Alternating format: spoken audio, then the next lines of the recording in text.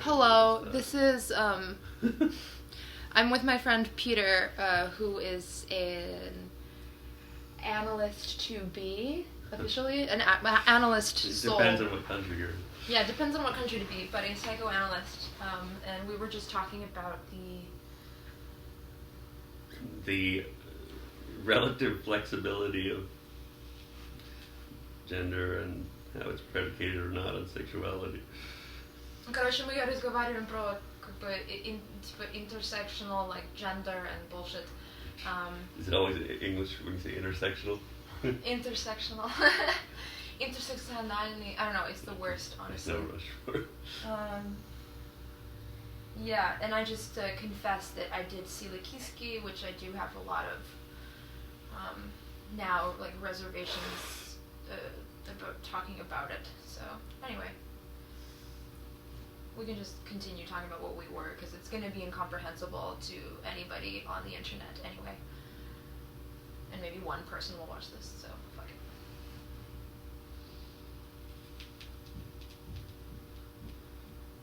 it. Yeah, the explosion of I wonder if people are actually questioning their sexuality or if it's... See, I don't know. I think this whole fluid thing... I mean, one, I sound like an old man saying this, but I think it's true that there's an outgrow it. Yeah, I mean, or grow through it, you know. When I was... So I'm interested, I'll tell you a story about myself, and I wonder what you think about it. So when I was very young, like 5 years old, I was very adamant about being seen as a girl. And I was very particular about wearing purple and like kind of light pink colors. I really liked the princess stuff. And I had this jacket that had a waist, so it flared like a dress. And I was like, I want, when I'm like running around the playground, for everybody to know that I'm a girl, because I usually wear pants to run around. They're more comfortable, but I am afraid that people will think I'm a boy. So I was like, Mom, please get me a jacket that makes me look like a girl. So she did. I was happy. And then at around 13, 14, I started using social media and like experimenting with my name and like, you know, experimenting with false names. And ultimately I found myself a unisex name that I would go under, and I liked hiding in that identity of like, you don't know if I'm a girl or a boy. And I would often use a big component of that is, go ahead. I would often use male pronouns to talk about myself, because I felt like having a difference in, because Russian is an extremely gendered language. Every time you said like I did something, you are gendering yourself. It's like, you know, я сделал would be I did as a man, or я сделала is I did as a woman. And at that point in my life, I felt like maybe we should just all use the male pronouns, because there's something more direct about them. And I did not like the effervescence and like the softness of the female ones, because I was so interested in like developing an identity and being adamant about who I am and what I represent. So I was like, you know, я сделал, я сказал. And I can continue about that, but I think it also could be just a spread of Americanism, American consumerism, the spread of neutralization of genders, because in English we don't have a strong emphasis on gendering things. Well, yeah, I was say interested there are in that. male and feminine aspects that surpass gender. Right. When you call a chair or whatever feminine or masculine thing, you're not saying it's a woman. You're saying it's a feminine gender. It's a different thing. Right. And yeah, I was uninterested in that sort of binary, like whatsoever. I was like, I'm just going to default to the male pronoun because I want to fight for, I felt like I was being subversive by using the male pronouns, and then also like making a statement about the fact that I don't want to discuss the, you know, the fluidity of like, you know, a chair being, I mean in Russian a chair is male, stool, but you would have like okno, which is it, and then like stena, wall, which is feminine. But so this moment in my life was actually before learning anything about like social justice or, you know, gender theory or whatever. Like I was listening to a lot of like queer music, very into like Placebo and like, you know, weird like psychic TV stuff, and I was really into this like dark kind of gaudy stuff, and I was like, yeah, like, I want the dark shit, I want to be like powerful, I'm going to be a man. identified myself with Jack White of the White Stripes because he's just such a a prissy, bratty punk. I did do it. Yeah, so my name was Zhenya Bilich, like or like Jackie White. Wow. So it was unclear if I was a male or a woman, and then I used a Bilich, which is just like I don't know, is it like a Serbian way? I'm ignorant. It's basically not a classic like Russian surname, but you're using an ich that is both feminine and it could be used for a female and name, last name, not like Bielaya or Bieli, which would have a difference, but Bilich, which is also gender neutral. So I specifically made sure that I had a gender neutral first name and surname. And I often lamented with my friends that like I felt like, like learning about, like dating people, having like boyfriends and like crushes on girls, I was just like, oh, like I kind of feel like maybe I'm more of a boy inside than people think I am, which is why I use these male pronouns. And then I smoked a bunch of weed when I was 17, and that was already when I had learned about like, fluidity of gender and sexuality and, the intersectional feminism movement. And I was like, wait a minute, I think that I am, and I had this complex idea.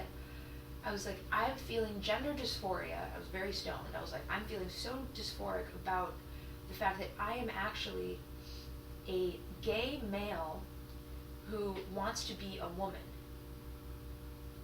See, that sounds much better to me than the trans stuff. That's the kind of stuff we work with in psychoanalysis.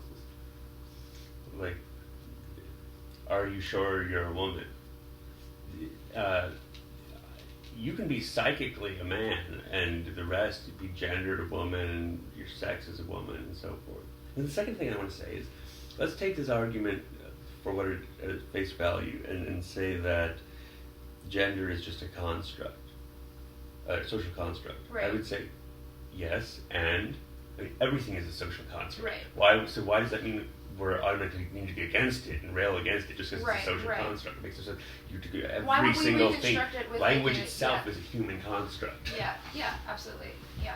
Should we stop using it? It's ridiculous. Yeah.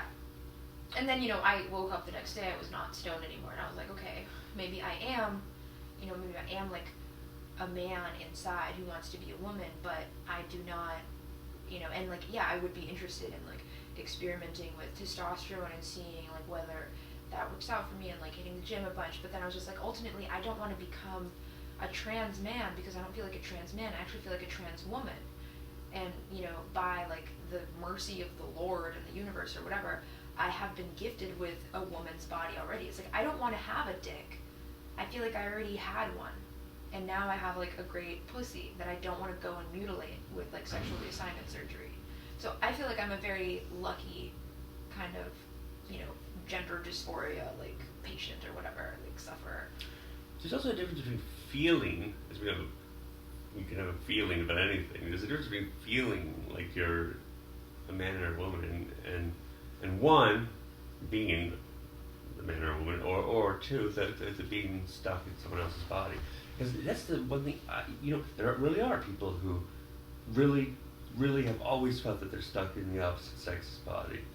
And I use the word purposely sexist. I think there is actually an inherent connection between sex and gender. It's not totalizing. That's the problem with Jordan Peterson people. I think it's a totalizing synonymous congruency between gender female and sex female now. Right. But it's a spectrum of being feminine, let's put it that way. But you're talking about people who actually do feel like they're the opposite. Yeah.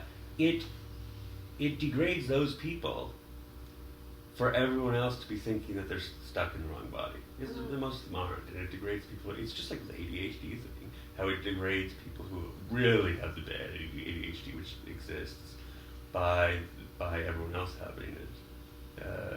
It gives the people who actually have it less of a case. Right, which is why I never like tell people, I'm never like, hey, I feel like I'm trans or whatever, because I don't really feel like I deserve to take up that sort of space that other people have like, painstakingly like constructed for themselves. So, whenever like there's a forum that asks me what gender I am, I'll check the thing that says non-binary, and then I'll be like, what pronouns, like whatever pronouns. I'm happy with whatever pronouns, because I ultimately don't, I don't really feel connected to my body, period. So, call it whatever you want. I enjoy, or, when people ask me how to pronounce my name, they're like, oh, is it Anastasia or Anastasia or Anastasia? And I'm just like, I honestly want to hear my name pronounced the way you would like to pronounce it. And they're like, oh, but, you should have like it's your name, you get to choose. And I'm like, I choose, I choose to be like slapped in the face by a mispronunciation, because ultimately they're all wrong. And what I want to see is like the way that you see me. I want to know, I mean, I have like this kind of like desire to be like a constant spy hiding within my body. And I think of my body as like the best sort of like, kind of spy suit. It's like amazing. Like I'm a, attractive, white skin, like Slavic woman. Like this is a great fucking hiding, it's like if I were like an alien from outer space, I would probably choose to be contained in a body like this, so I could go and like social engineer and like infiltrate everything, because like everybody fucking wants to talk to me and trusts me and like feels that they're like, oh yeah, that's just a girl, like whatever, and I'm just like, ha, like I can get into anything. But ultimately I feel like this is just a vehicle, but I'm okay with that. I don't need that sort of disconnect between like my spirit and my body validated by some sort of institution that I think is ultimately working towards like a neoliberal end.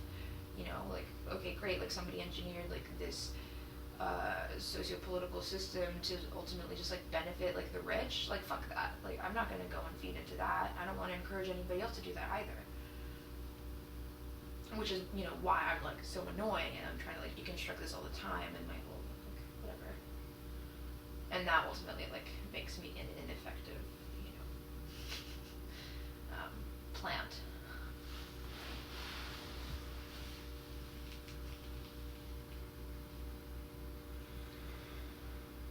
But then other people desperately want to feel validated in, their sort of trauma between like their spirit and their vehicle of a body, because they feel so much discomfort from, existence. See, I just think everyone feels that discomfort. I mean, some it's harder for others. I think adolescence is lasting longer. And because I think everyone is confused about sexuality in adolescence. It used to be easier because you would cling to sort of monotheic meaning of male, female, which incidentally replicates a larger thing in society, which is, the death of God, the death of institutions, the death of anything that has had solid meaning that you could relinquish your existential questions to. So you didn't have to have your existential dilemmas and questions by relinquishing them to the church, or relinquishing them to the state, or the institution, or nationalism, or monolithic ideas of male and what it is to be male and female. So you've got perpetual confusion. And I'm not one of these people who's saying, like the Petersons who were saying that's a horrible thing. I'm just pointing it out neutrally, like that people are confused more than ever. It's not necessarily bad or good, but it seems to be a fact to me. I think a lot of it has to do with just breaking down of meaning. And so I guess people are making their own meaning. See, I think identity is what a generation who doesn't own anything, who didn't grow up with meaning, can cling to. So even though like gender is fluid or whatever, people are really obsessed with sort of making their own identity. Actually, like me yesterday, like saying like I'm adamant about that I'm an artist, that I'm a psychoanalyst. There's a lot of that, like making your brand, like your image on Instagram. It's like in a time where we can't cling to anything for meaning, we make our own identity to desperately cling to. Right. It's a sort of superficial thing, but it is. I mean, we're basically creating another vehicle for ourselves. Yeah. It's like I'm not satisfied with my meat space vehicle because I feel like meat space is, like I've seen the limits of what meat space can do. I'm interested in honing in on some sort of more of like a social construct type of body. I'm interested in being like, sure, like I might have like Slavic genetics and like a pussy and whatever, but that doesn't matter when I'm on the internet. on the internet, I intentionally position myself as a feminine Russian American who is, and like my brand sucks. I have like 500 followers on this channel, very few of which I feel like I'm actually being, able to like truly speak to, because I'm still stuck in like trying to create this thing. And ultimately when I, create a more comprehensible, smooth, and, kind of circular close, like, identity that is just easily consumed by, an Instagram post or a YouTube video where I'm like, hey, here's a problem, and 10 minutes later I'm like, here's the solution, goodbye. And I'm dissatisfied with that sort of performance, because I think that doesn't leave a question for the audience to go and like, walk around with like the hole in their chest that is ultimately their job to close. Because, I don't want to close all the holes for everybody else, because I want people to learn how to do that on their own.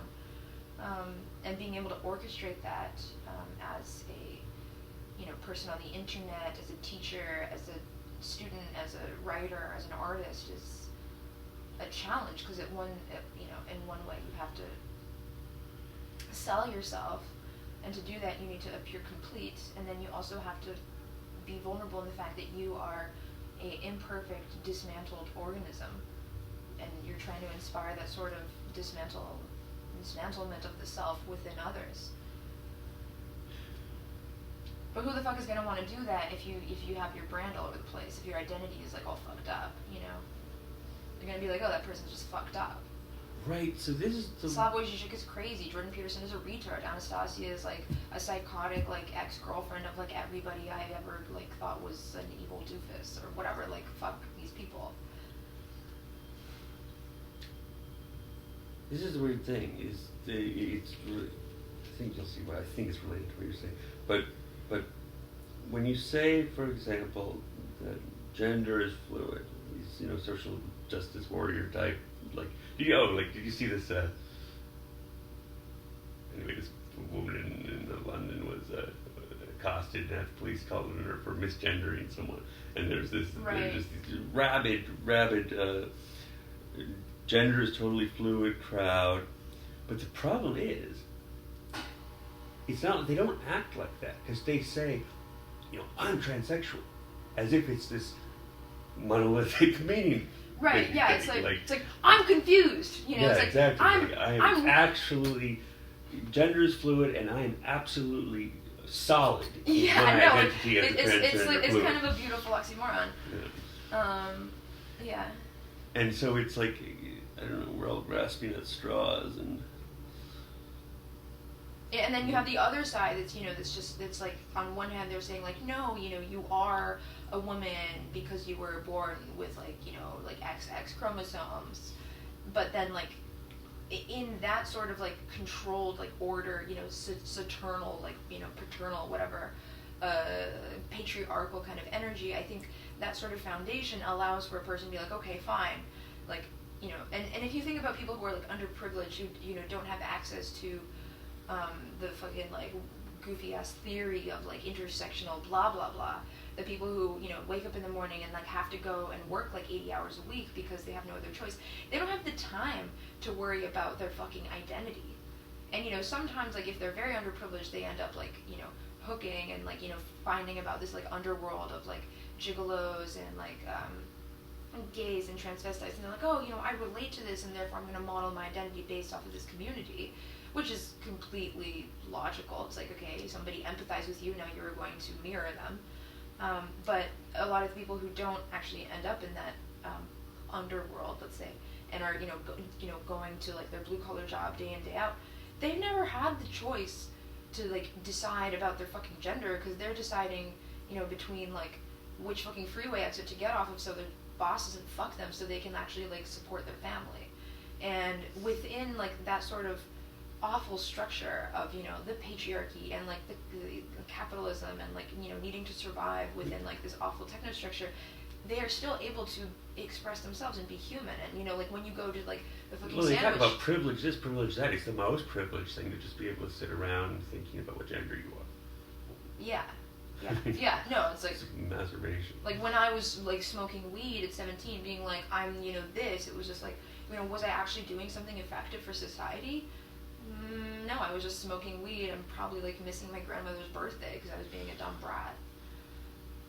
And sure, I did like explore something within myself, but ultimately it was a self-serving purpose. So yeah, you're right. It's like masturbatory. I think the Greek definitions were much better. They didn't delineate. They delineated between who you are attracted to, what we call object choice. So for example, lesbians were heterosexual because they were attracted to women, and what would be called now a gay man was homosexual because he was attracted to the same thing. But So a woman was homosexual because she wants a man to be attracted to her. It's interesting. I don't quite understand that. I guess like I kind of understand those words as like, you know, homo, same, hetero, opposite. Right. It is. I'm just using the English translation. I have no idea what the Greek words were. Right. For hetero Okay. and homo. Well, you could do like straight or gay. So like a lesbian woman would be supposedly straight because she is attracted to a woman, and that would be like straight because I guess the default like you know, it would be like, you know, no matter like. The point was like, is what relation you are to another person. It was like a mathematical equation. Interesting. As opposed to this. I mean, it's a relatively new thing, I guess. Well, it's not a new thing, male and female, but right. But apparently in Greece it had male and female was not considered this simplistic notion of X or Y. Right. And I think that it's that kind of thing that they're trying to get at, but it kind of fails in my opinion because it ends up just being like it's a free for all. Well, it's not a free for all. It's a free for all that you can sell on Instagram. Yeah. Like that's a good kind point. of the like that. I mean, that's the frustration that, and you know, like I mean, when I was in that world, when I was positioning myself as like I was, you know, proudly a social justice warrior, I was like, yes, I believe in this. I ultimately, the reason the pathetic reason I actually distanced myself away from that was because I just did not, I started developing, I started questioning it, like, because ultimately questioning is what brought me into that, like, ideological space in the first place. I was questioning, like, the structure I was already in. And then I, you know, became comfortable within that structure, got a lot of friends, like, developed a network of people who kind of believe the same thing. And then I was like, wait a minute, you know, maybe this is an echo chamber. So I started questioning it further. And once I started questioning that structure, the people, you know, the other social justice warriors, the other intersectional feminists that were so adamant about, like, upholding that structure turned against me. And instead of practicing empathy towards me, who I, you know, and I feel like I accomplished a lot in that world by disseminating that knowledge to a lot of people that, you know, these feminists never even fucking cared about, like the, you know, the Russian youth. I was like, you know, like, girl, I did a lot of shit. Like, don't, you know, like, if you want me to be part of your army, like, continue feeding me. But then they were just like, no, you know, you're cut out. Like, this is not a safe space. You're making this not a safe space for me. Like, go away. And I was ultimately excluded. And then I rebelled against it because of this bratty kind of like, well, if I can't be part of your, like, Petra Collins, like, Instagram glossy, like, selfie, like, you know, like, eating your pussy all day long, like, community, then I suppose I'm just going to, like, bury myself in a book for, like, 4 years until I reemerge in, like, a you know, disconnected fucking Telegram channel, arena posts, and, like, you know, and be an inability to express myself, because the whole fucking, like, social structure of America has modeled itself after that sort of, I think, perversion of what intersectional feminism originally, like, even was, which was about protecting the rights of black women in America. And I don't really see that, like, happening in a true empathetic sense. What I see happening now is, you know, feminism being utilized as, like, a capitalistic tool, and I think that's depressing.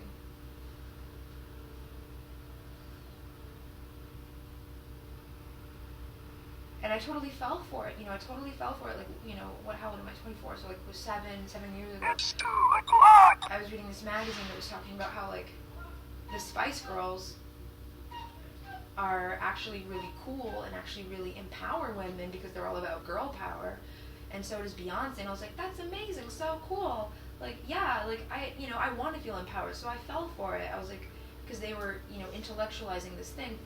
And then through a few years of like dealing with that and like, you know, noticing that actually that magazine, Rookie Mag, is also just like a tool of the fashion industry, and you know, all of this stuff is about like commodity fetishism. I was like, wait a minute, like I'm not interested in fetishizing my womanhood as a commodity. I'm interested in living in my own body, in my own gender, whatever people might think it is, as a tool. And you know, unfortunately, that now means that I have to work within that system of like intersectional feminism and like, you know, like this, you know, SJW identity. But I disagree with it. Everybody and all the people and like, what's funny is like the only black woman who works at my department, she is extremely politically correct on email, but in real life, when I talk to her, she's like, "Oh my god, I fucking hate political correctness." Huh. Oh god, do I hate political. Which is kind of the opposite of what other professors and faculty do. You know, and they'll be very, you know, they don't care. They have the privilege of saying whatever they want over email. They're not afraid of getting fired because you know. They grew up in academia, or like, you know, they're white, or you know, they're European and they have this thing and they're fine, like, you know, they belong, they know they belong, you know.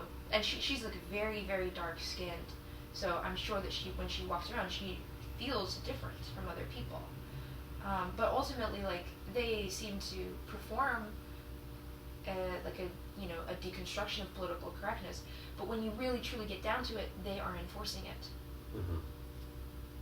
Without even being aware, because that's what they need to uphold their position of like safety at the institution. They're just like, oh well, you know, that's just how it works, honey. And that's like the most irresponsible thing, I think.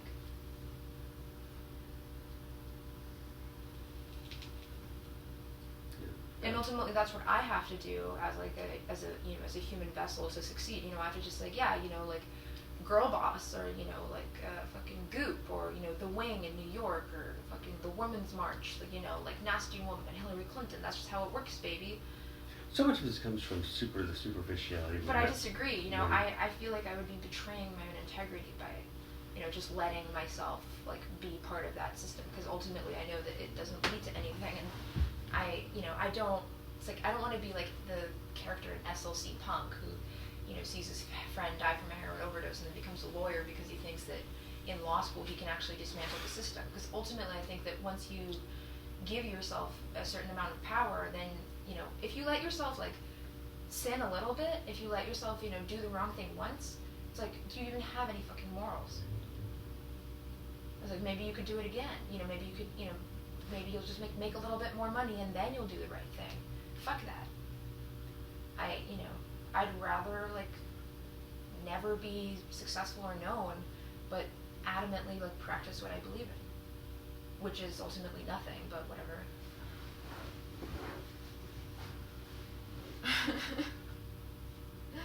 Russian nihilism.